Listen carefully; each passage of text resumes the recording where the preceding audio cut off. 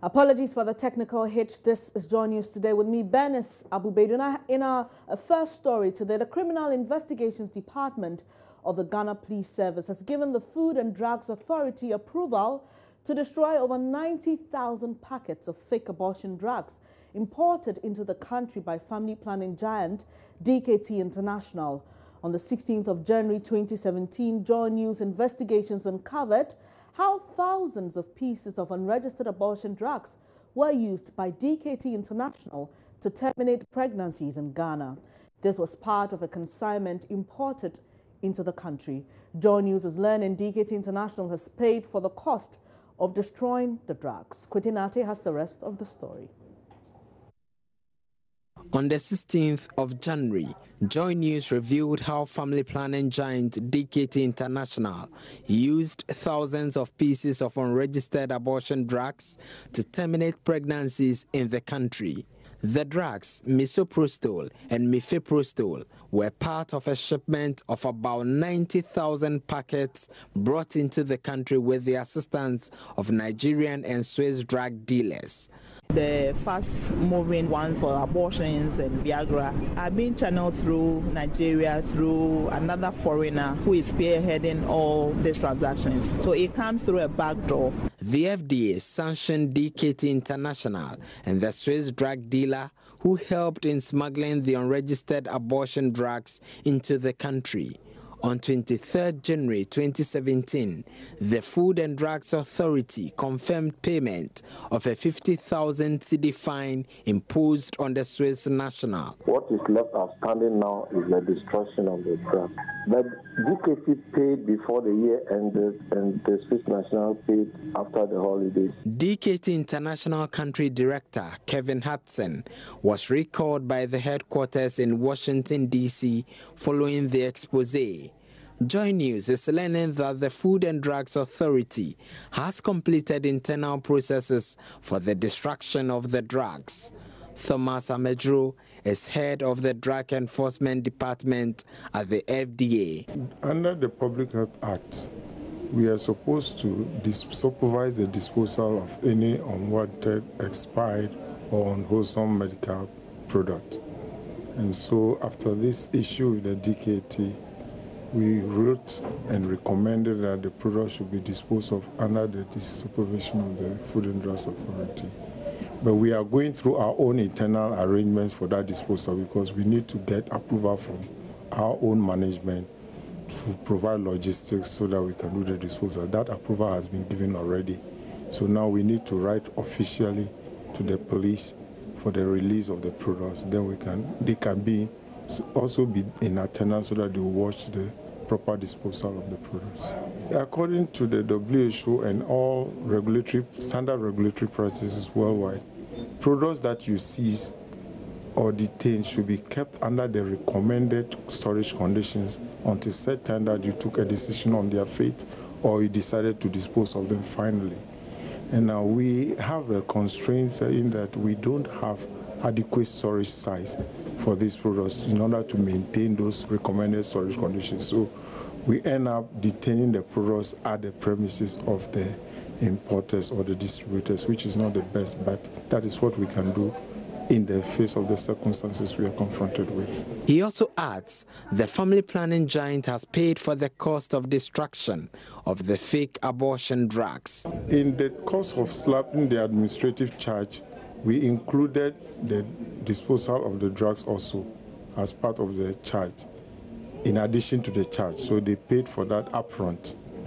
We just want to assure the public we are still working hard and we expect everybody to cooperate, especially those dealing in importation of medicines, to ensure they do due diligence, get their products registered, and also their facilities are up to the scratch as far as storage conditions are concerned. And then those on the consuming end should also check on the status of the product before they purchase them, and also as well as check on their expiry dates, whether they are within their shelf life, all these checks so that we all can have a safer country to be in. Reporting for Joy News, Kwetinate, Accra. Away from that, the Security and Exchange Commission, SEC, of the United States of America is investigating the recent $2.25 billion bond issued by the Akufo-Addo government, in which Franklin Templeton, a U.S.-registered company, purchased 95% of 15-year and 7-year bonds.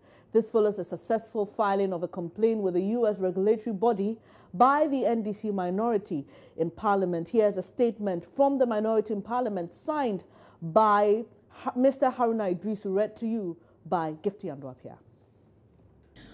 The National Democratic Congress minority in the Parliament of Ghana wishes to bring to the attention of the good people of Ghana that in fulfillment of the pledge we made at our April 17, 2017 media encounter and consistent with our constitutional and democratic mandate, we have successfully filed a complaint with the Securities and Exchange Commission of the United States of America. This will lead to the commencement of investigations by the U.S. regulatory body into the infamous $2.25 billion bond issuance in which a U.S.-registered company, Franklin Templeton, purchased 95% of 15-year and 7-year bonds. The SEC will primarily be investigating suspected conflicts of interest and insider trading, which are violations of U.S. law by the Honorable Trevor G. Trevgun, who is a director of Franklin Templeton and a board chairman of Enterprise Group, a company owned and founded by the Finance Minister of Ghana, Honorable Ken Ofori-Atta. The minority's complaint was filed with the Enforcement Division of the SEC in Washington, D.C. on 1st May 2017 by our ranking member on Parliament's Foreign Affairs Committee, Honorable Samuel Okudzeto-Ablakwa, on behalf of the minority. In a response, the SEC thanked the minority for the fruitful engagement and provided a reference number for the case as TCR 1493656314549. The minority also wishes to observe that note has been taken of the interest shown in this matter by the Ghana's Commission on Human Rights and Administrative Justice, SRAJ, after receiving a petition from a private citizen, and assures that the investigations being conducted by the United States regulatory body will not conflict nor undermine SRAJ's investigation. The minority takes this opportunity to re-emphasize our commitment and cooperation in assisting with both investigations in any way we can in the supreme national interest of Ghana and the United States of America. Signed, Honorable Haruna Idrisu, Minority Leader, on the 15th of May, 2017. Well, James Kluter-Veggie, who is a member of the NDC minority in Parliament, as well as the chairman of the Finance Committee in Parliament, has been speaking on this matter. This is just the filing of the petition, and then the notification we receive is acknowledgement of the receipt of the petition, which shows that they have accepted the petition and they are going to work on it. So for now, that is the stage we have reached, that we have successfully filed a petition, which is acknowledged by the Security and Exchange Commission of the U.S. So we'll be waiting on them to do their work and then establish or otherwise whether there is any conflict of interest as we have alleged in our petition. Why not wait for SRAJ to finish their, investigations into this matter before going ahead to petition the Securities and Exchange Commission of the United States of America? No, the SRAJ petition will not cover the investigation of the Franklin Templeton, because that is a U.S. company. So our petition to the Security and Exchange Commission of the U.S. is purposes to investigate the deal and see if the U.S. registered investment company, which is Franklin Templeton, has done something that is against their own law. And if that is so, then the sanctions applicable will then apply. So the SRAJ investigation will not cover that. That is why we went further to do that. Mr. Veggie spoke to me earlier on Joy News Desk. Now, residents of Manguase, Tosca, and Akosombo, all in the eastern region, have hit the streets of Akosombo over high cost of electricity. The demonstrators say they are ready to face off with the Volta River Authority, which handles electricity-related issues in some parts of the Eswojaman district. Let's go live to Joy News' Kwame Yanka, who is joining us on the phone line with more. Hello, Kwame. Hello, Ganesh. Yeah, so where are the demonstrators now, and what exactly have they been telling you? Okay, so about an hour earlier, they were at the DRA office, but currently they've marched to where the demonstration started earlier in the day. Now, during the demonstration, some of the demonstrators were urging DRA, as it were, with immediate effect to either abolish their billing rate, billing system, as they call it, and then as well as if there need be, to be given a flat rate, because some of them, according to them, there are some discrepancies in terms of billing. Now, somebody who uses probably a television set in the last 3 years has been paying 2,000 monthly, and they think it's too absurd, and in fact, they would want leadership of VRA as well to do something about it. Now, during the meeting, leadership of the demonstrators were caught up in a meeting with VRA, and then they finished a few minutes ago. Now, leadership of the demonstrators are addressing the demonstrators, telling them that, well, what transpired at the meeting was that VRA has assured them within a matter of weeks, they have concerns of either being given a flat rate, reviewing their billing system and what have you. Yes, would be considered, and a very good response. Now, they emphasize on that their response is going to be something good, so the demonstrators could be rest assured that, well, that demand to be met, and then, no, everything will come to an end. Kwame, is this the case that these residents do not get power supply or are not billed by the electricity company of Ghana? Is that it? Yeah, you know, Akosombo, their system is a bit different from other parts of the country. They get power supply directly from VRA. So in terms of challenges, it's VRA which addresses these challenges or concerns. So that's why they then have to, engage VRA if they need, because according to them, at least in the last 3 years, their analog meters were changed. And what they have currently, they have termed that within both or probably an athlete, because, well, if you have just a mobile phone happens to be the only gadget used at home, I can bet you that at the end of the month, they're going to pay more than 500 Ghana cedis as your bill. All right, Kwame, and these demonstrators, what's their number, if you can give us a rough estimation? I mean, they poured out, in their numbers, I can't come, but sure, there could be over 1,000, because they are coming from 3 different communities made up of Akosombo, Mangwase, Tosca, and then surrounding areas. So you can imagine. Okay. Thank you very much, Kwame Yanka, for the updates. My colleague Kwame Yanka was coming to us from Akosombo in the Eswojaman district of the Eastern region, where residents there in Akosombo, Tosca, and Mangwase are demonstrating over what they refer to as high electricity tariffs, and their leaders actually spoke to leadership of the Volta River Authority. We'll bring you updates when we get them. You're watching Joy News today. We'll take a quick break. When I come back, I'll be bringing you some details of a fresh announcement by the Ghana Cocoa Board that fertilizers will now be subsidized, officially scrapping the free distribution scheme introduced by the Mahama administration. It's 20 cedis.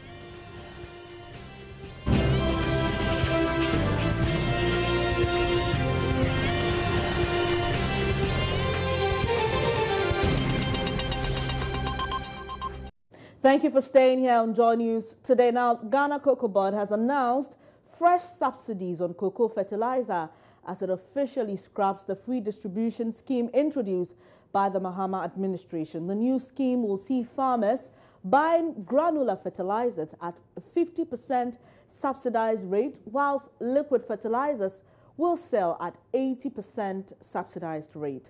And here's a wrap of that particular story and also some details from the statement released by the Ghana Cocoa Board. Under a new policy directive by management of Cocoa Board to enhance farmers' access to cocoa fertilizers to improve yield of cocoa farms and their incomes, a bag of granular fertilizer is now being offered to cocoa farmers at 80 cedis, and a litre of the liquid fertilizer is 20 cedis, representing a subsidy of 53.4% and 81.03% respectively. Currently, the average purchase price per bag of granular fertilizer is 171 cedis, and a litre of liquid fertilizer is 105 cedis. We farmers, we are always looking for what will assist us to improve the cocoa production. And as you are saying about this free fertilizer, when the free fertilizer was there, a lot of farmers were complaining that let was not getting some of the fertilizer. Only few farmers were able to get some of the fertilizer. And then when it comes to such an issue, a point that the government is going to subsidize so that the quality will come and then the quantity will be more for every farmer who will get access to buy at a subsidized price. I think we farmers will be very happy on this issue. And well, this directive, Joseph, said that May it will start. I'm just asking, I don't know when the last time was you bought a fertilizer, but when you go to the market, is the price reflective? We hear it's 80 cedis for the granular fertilizer, and for the liquid one, it's 20 cedis per liter. So when you go to the market, you see the granular is 20 cedis per gallon, and then per liter, and then the liquid is 20 cedis per liter, and the granular is 80. 80 cedis. And I'm asking, yes, and I'm asking that, is that what you see? This is supposed to have started in May this year, and we're already in the middle of May, and I'm asking that, is that what is on the ground? Well, as I'm speaking, the supply hasn't come yet. Okay. The wheat farmers, because the rain has started, so we are expecting that it will come out for the farmers to get it to apply early. When we get it to apply early, that will help you, the farmers. Okay.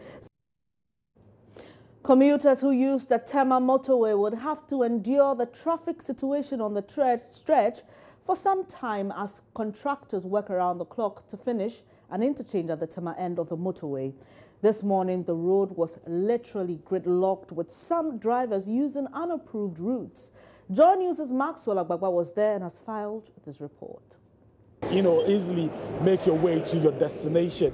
But if you're heading westwards towards the central business district or to Accra or to Akosombo, that is where we have the real challenge of a bumper to bumper traffic here right now, as the Tema Motorway roundabout has, currently gained notoriety for a lot of the passengers sitting in trotros in their private vehicles. A lot of them, after standing here for about 30 minutes, I watched them. A lot of them look distressed. Some of them frustrated about the situation here at the Tema Motorway roundabout. There was one gentleman that I had interactions with earlier in an off-record conversation. He tells me that he works in East Legon and sometimes he has to leave home as early as 7 o'clock a.m. But he ends up getting to his workplace sometimes around 10 o'clock a.m.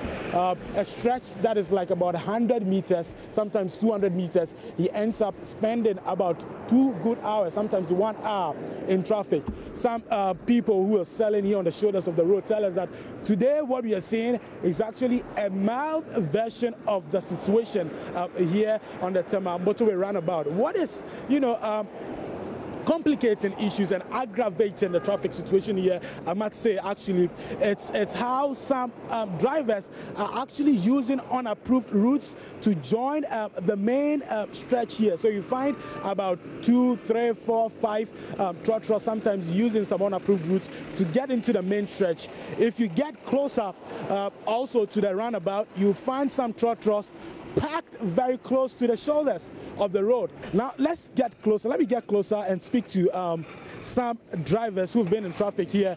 Let's get closer to them. Sir, how long have you been in traffic? About 25 minutes. 25 minutes? Yes, please. And that's supposed to be like a stretch that should take you like how many minutes? Very stressful, very, very stressful. Very, very stressful. So we are pleading with the government. They should speed up a little bit for us. Where's your workplace? To Community 25. Okay, do you do this? To Community 12. Do you do this every day? Every blessed day. Every blessed day. Tell me, how stressful is it, using this stretch? It's just like you are saying, it isn't easy at all. You have to go through this, and at times when you leave the house around 7:30, if you are not very careful, you get to your destination around 9 or something, and you know, if you're going to work. And I can see your daughter sitting in the back seat of the car. She's not too excited about it. Yes, we taking. I'm not the least excited, but what can I do? Okay. There is nothing more. You just heard that gentleman. He is taking his child to school, and they have to endure the traffic for a very long time. So the trial is very difficult for us. I've just used about almost 25 to 30 minutes just from the traffic light to run about here. So in fact, they have to do something about it right now. How is that affecting you? It's affecting our daily work because I'm supposed to go to Bato and go to Kaswa for 2 trips, but I cannot. Before I close, it's around 9 or 10 o'clock p.m. So they have to know how to do it, especially at the junction that the trottoir people. Okay. They have to, I think they have to get a policeman there so that he can control them, so that it can move fast for us. Okay. Bye.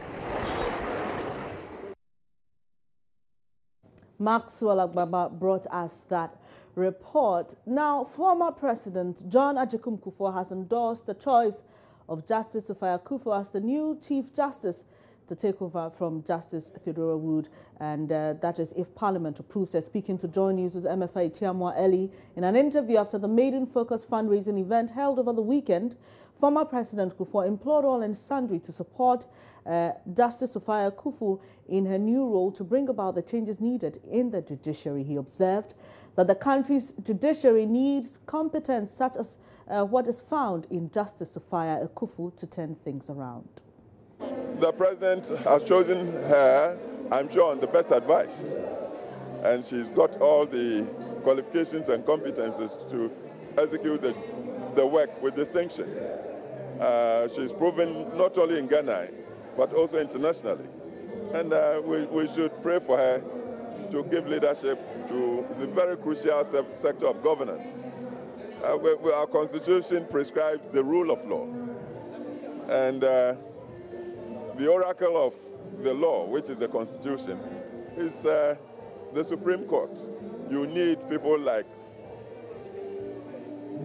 Justice Sophia Kufuor, of people of intelligence, integrity, vision, and a real commitment to society to be there. Any area you think there should be more focus and attention to in her work so far? Justice Sophia, any area? I'll leave her to do the work the way she knows and sees it.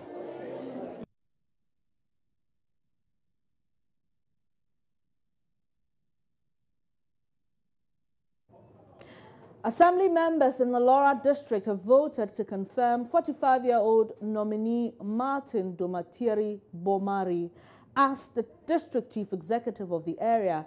He's the first DCE since 1952 to come from the Babile zone of the Laura district. The confirmation of the nominee rounds up all voting activities in connection with DCE appointments to the Upper West region. Upper West regional correspondent Rafiq Salam reports from Laura, the oldest district in the Upper West region. Before the start of the polls, Paramount Chief of the Laura traditional area, Napo Wele Kabo III, was given opportunity to address the 41-member assembly. It would be the pleasure of my chiefs and people of Laura that the honorable assembly members give a resounding 100% endorsement of the DCE nominee for the following reasons. 100% endorsement will demonstrate our unity and willingness to work together for the development of our district.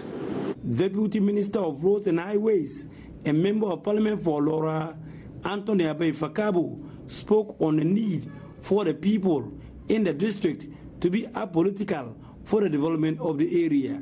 That Laura is the oldest district and it continues to be the oldest district. So there is a lot more we have to achieve, and we can only achieve that together.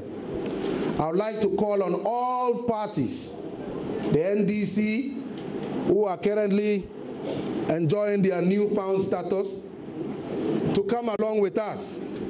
The PNC, who have enjoyed that status for long, to come along with us. We are going to work with all parties in this district to ensure that we contribute our quota. The nominee Matt Ndomatir Bomba-Ere is 45 years of age and works as a scheme manager of Jiriba NHIS. The election was conducted by the Laura District Directorate of the Electoral Commission. 39 members of the Assembly were present and voted. At the close of polls, all the 39 members of the Assembly voted yes to confirm the nominee, thus making him the first DCE since 1952 to have come from the Babili zone. He was quickly sworn into office by the Upper West Regional Minister Suleiman Al-Hassan. Do in the name of the Almighty God swear. Do in the name of the Almighty God swear. Martin Bomba-Ere. Rafiq Salam brought us that from Laura. But here in Accra, reappointed Black Stars coach James Kwesi is set to be unveiled to the public in a matter of minutes. And my colleague Benedict Owusu is currently on the ground where that occasion is going to take place. But here in the studio, the man with the facts, George Ado Jr. is here. Hi, George. Hi, Benis. How are you doing? You're good? I'm doing good. All right. This is big for you in the very, sports very fraternity. big for us. And we're virtually taking it over from here. It's going to be sports.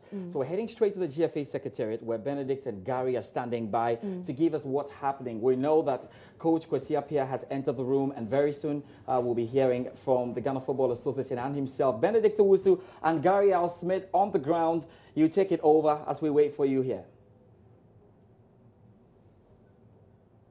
Hello, Benedict. That's the man you have been waiting for. Some have given him all qualifications. But today, James Kwesi Appiah, some say Right Reverend, he's coming at the right time. James Kwesi Appiah is the new Black Stars coach of Ghana.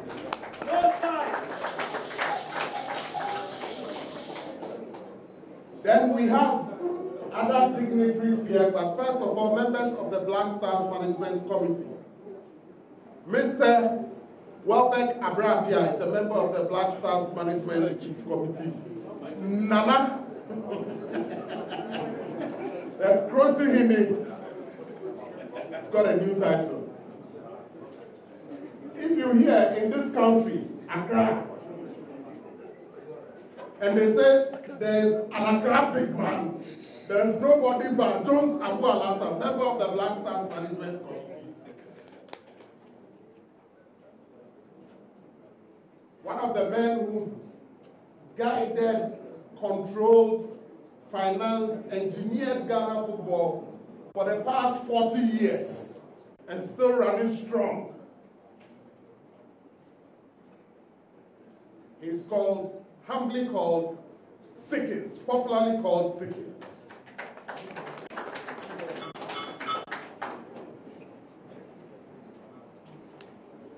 Member of the Executive Committee,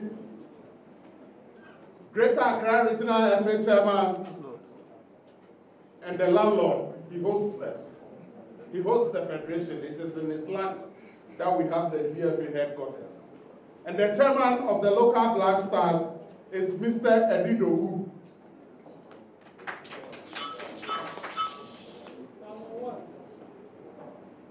I can also see in the crowd former Ghana International FIFA coordinator, Mr. Tony Bafo.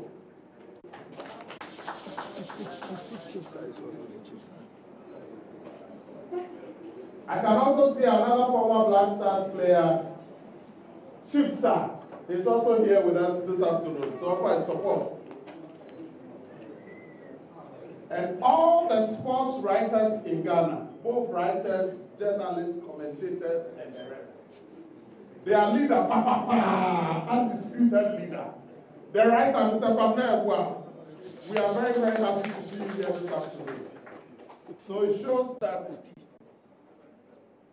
shows that everybody is in support. Everybody is in support. But also, we cannot end the introduction without introducing the person in charge of technicalities as far as the Ghana Football Association is concerned. The man who prayed for us Mr. Francis Otiak is the Technical Director of the Ghana Football Association. Good afternoon. Thank you very much, ladies and gentlemen. Please, I heard a Chinese phone sound there. All your phones, please put them on, please.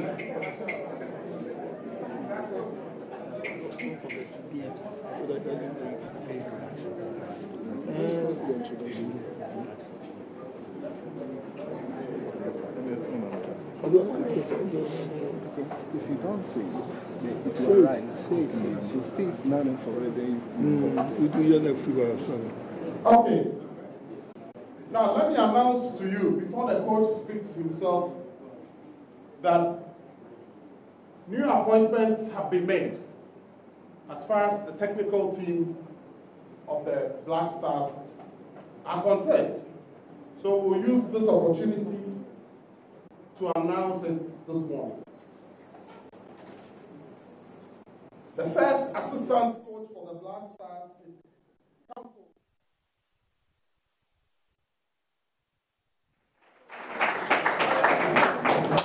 Thank you very much, Campo. The second assistant coach is Maxwell Kunegu. Wow! For emphasis sake, let me say that Maxwell will be working with the local Black Stars too, as well as the assistant to head coach, James Kwesiapia. The goalkeeper's coach is Mr. Richard Olele Kinsey.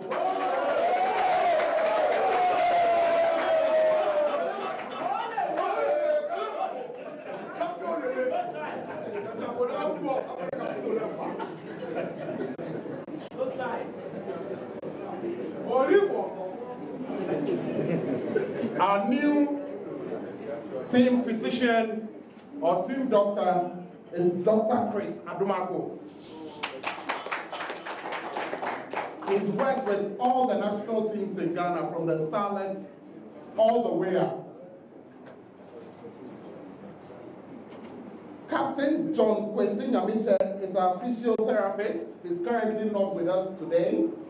He is with the under-17 team in Gabon. So when he comes, he will take over that position. Our new master is Ni Amasa Anum.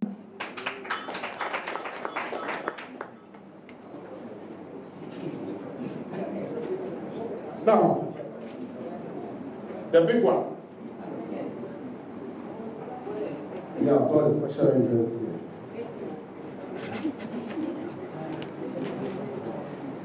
A new role created in the national team is the position of the technical coordinator, and that position goes to Stephen Tornado.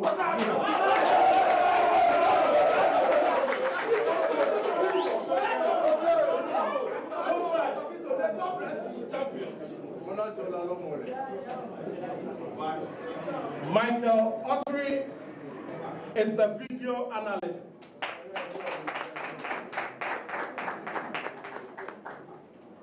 And Ismail Hamidu is our welfare officer, and he will also be in charge as the kids manager.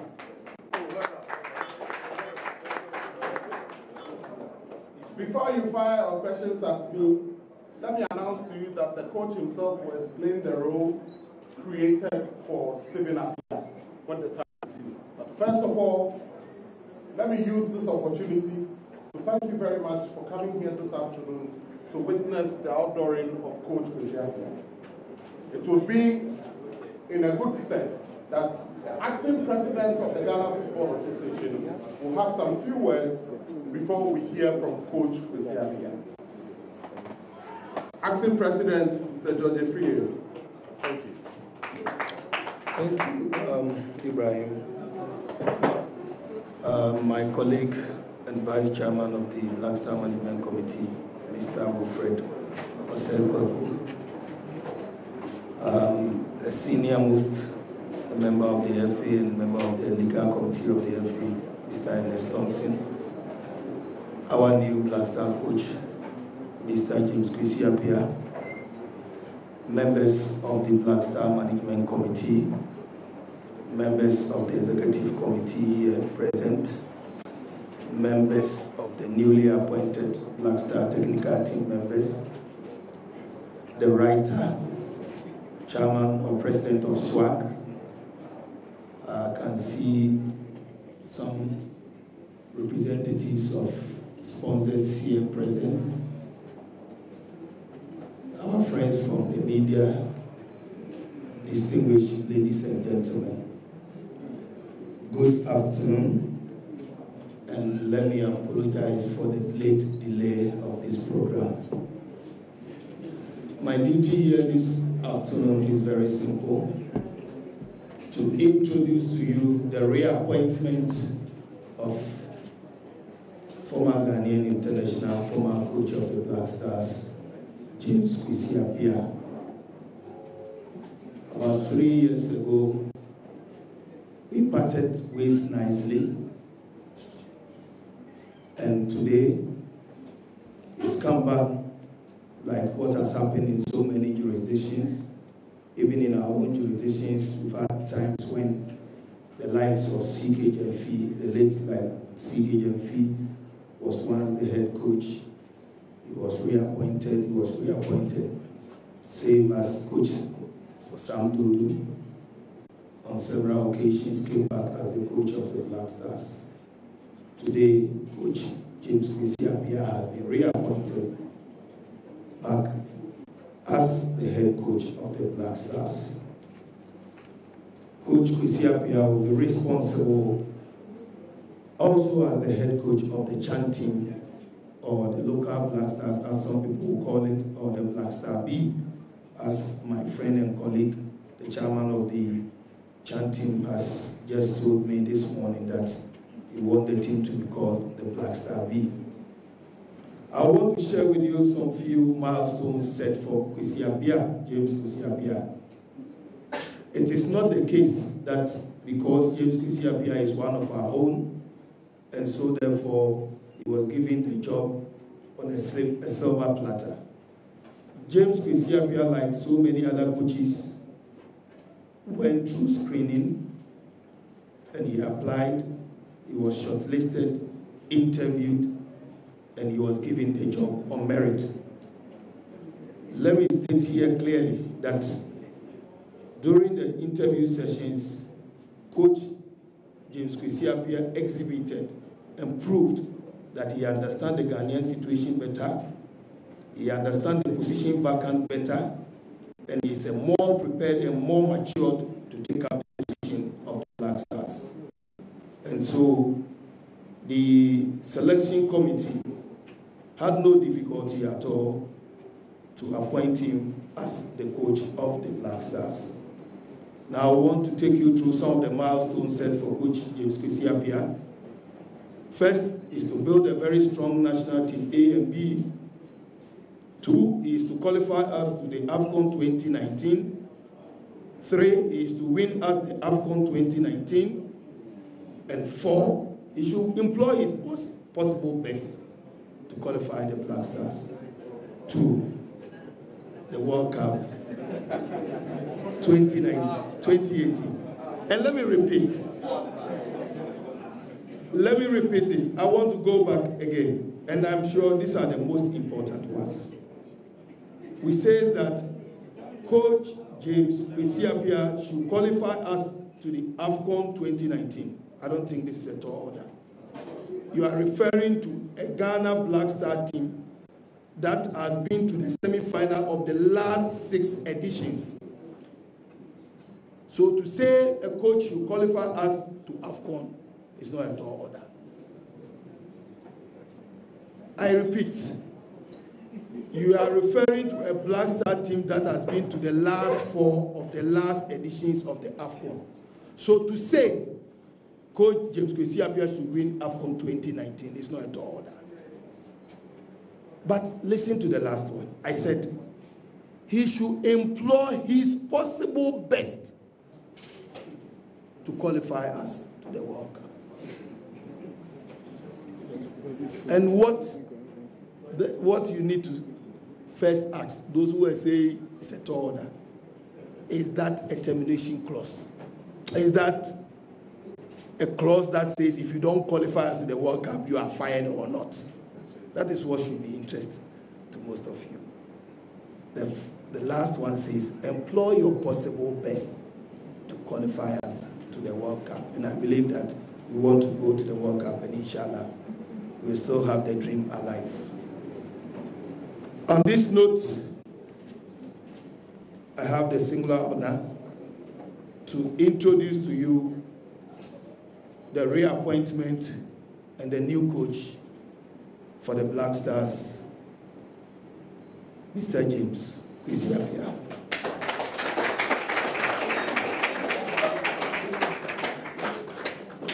Now I will hand over the mic to Sunny and we'll welcome some questions to both management and then the head coach.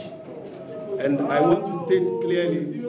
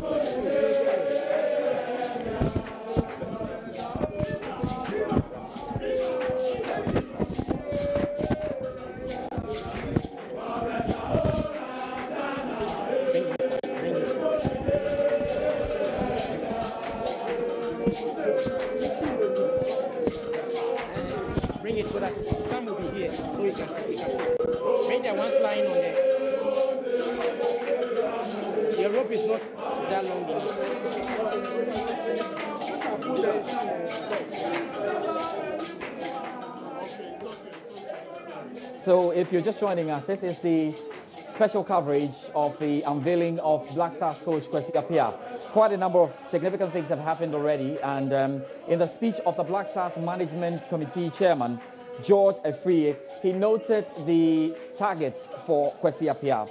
And the key one he said was to qualify the Black Stars for the 2019 Africa Cup of Nations, which he felt wasn't a problem at all for Kwesi Appiah to do, and also employ his possible best to qualify the Black Stars to the 2018 World Cup. We already know what the situation is with the Black Stars with regards to that qualification to the World Cup that will take place in Russia next year. Now, critical as well was the list for the technical team of Kwesi Appiah. First assistant coach. I know we've spoken a lot about how many assistant coaches for Kwesi Appiah. It's been confirmed not long ago that we're going to have two assistants. Ibrahim Tanko is the first assistant coach, and then Maxwell Kunedu is the second assistant coach. He will be in charge of the local Black Stars. So it's really, really, really interesting. And in a bit, we'll be heading over back to the GFA Secretariat to pick Kwesi Appiah when he starts speaking. But goalkeepers trainer is Richard Kinsing, that's Olele Kinsing. And also the team doctor is Chris Adomako. Now, there's a split here because we were looking forward to who was going to be named as the team manager. And before this, had been bandied about that the team manager was going to be Stephen Appiah. But he has been named technical coordinator. That seems to be emergence because you realize that there is a welfare officer as well. It looks like the team manager role is not up for grabs. We'll be explaining more on this. Kwesi Appiah, coach of the Black Stars, is speaking, and we head back to the GFA Secretariat. The other supporting staffs. Thank you. And Thank you very much. Now we listen to the opening statements of the coach. Then you have your opportunity to ask questions. The microphone will go to you. We'll ask about 3 or 4 questions, and Kwesi will take his time to answer it. First of all, Kwesi, your opening words.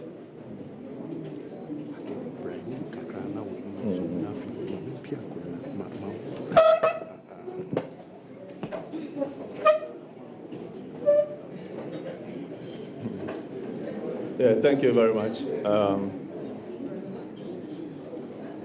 The acting president of the FA, the management committee members, fellow Ghanaians, the media men, I'm really pleased to see each and every one here today. I mean, you being here, I don't think it's to look at the vice president's face. I believe that you're here because of me, and I really appreciate that. I would like to actually thank all Ghanaians for giving me this opportunity, more especially to the FA, to having confidence in me and giving me opportunity for the second time. I also would like to thank, the president of the country, Nana Akufo-Addo, for the support, that is put behind me when I visited him, that you always be there to support me. And then, to the ministry for also their support when I came over. I believe every single Ghanaian, majority, you don't expect everyone to, love your coming back, but automatically, the good thing is majority of Ghanaians, are really happy to see our own managing our affairs. And for that reason, I really, really appreciate everyone for that opportunity. I cannot do this work alone. I'm 100% sure Ghanaians wanted me to come back, with the intention that our own should try to achieve something for our country. So I will plead that every Ghanaian should put his prayers and every support that you have, every suggestions that you have that will make the country proud again. I will urge each and everyone to be behind me. I will do everything within me to make sure, the success or the laurels that Ghana used to win, we are able to achieve. During my term, I will do the best within me to make sure that Ghana has got a team, not a team for today, a team for 2-3 years' time, a team for the next 10 years. That's my ambition. Even if I'm here for 1 month or 1 year, I want to put something down that, okay, Kwesi started this, but the other side of it is, how are we going to continue, the project that has been started? So, and as I said earlier, I can never do anything without the support and help from each and everyone here, especially the media. On this note, I'll say a big thank you for coming, and I'll make myself available for any questions. Just don't give me hard questions to answer. Thank you very much. Please, you heard the caveat, no hard questions. 1 + 1 = 2. Thank you very much. All right, so that's just what we got there. I mean, the speech, opening speech, first official speech there of Coach Kwesi Appiah. He's the coach of the Black Stars. One really thanking everyone, the president, thanking Ghanaians, thanking the FA, thanking the Ministry of Sport. But we'll have to do the analysis right now as we go through a couple of things to just pick on. One, he talked about making the Black Stars once again a successful team and spoke about giving us a bed, something to look forward to, a team that is very strong for the next 10 years, irrespective of how long he stays in there. It would interest you to note that Kwesi Appiah has been doing that already. The questions about Kwesi Appiah really were whether he could manage the players at a high level, as we saw in the 2014 scenario, and whether he can win trophies for the country. These are critical. Kweku Ahin of the Joy Sports has joined me in studio, and we can do some analysis as we go through it. But before I do that, I was also running by you as well, the technical team of the Black Stars.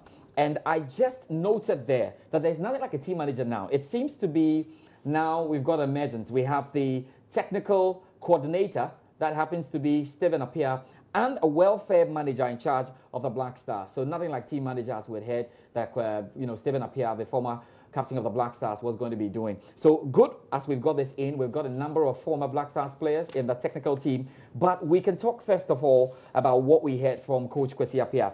Kwekwahin, let's start with you. Well, nothing really new from what we knew from this man. It was all about thanking, and unfortunately, really no substance in his opening speech. Yeah, I've been harsh on him, but that's the reality. I mean, it's the same old from Kwesi Appiah. Probably the only good thing we can hear from him this time, he's calling for support. I don't think he had this the first time. He had people on either side. Even getting to his reappointment, we had people in the FA who were against his appointment. So the first thing, he's trying to call for a united front so we can work together as a country and move the country forward. He needs the support of everybody. He's obviously not going to get 100% support, but if he gets maximum support, I think he can achieve his minimum targets.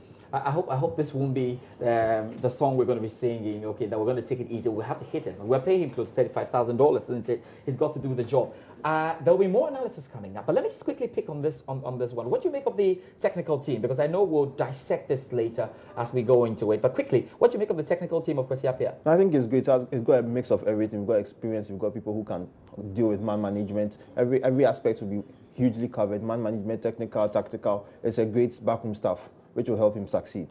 Okay, Kwekwahin, I think we'll leave it here for now. We'll do some more analysis after Marketplace that's upcoming. Derek Carr is getting ready to take you through that. And when we return, we will talk about Coach Kwesi Appiah, what he said, I mean, really, what he wants to do for the Black Stars in the next 2 years. We'll have another look at the target set for Kwesi Appiah in the 2 years. And then take our time to go through that technical team and see if we've got a very good one up there. Of course, we'll also link with our man on the ground, Benedict Owusu, who is right now the Ghana Football Association Secretariat at Accra, to tell us a whole lot more. We hear from the journalists who have got in there. So for now, we'll take a short break. Marketplace up next. We'll be back after this.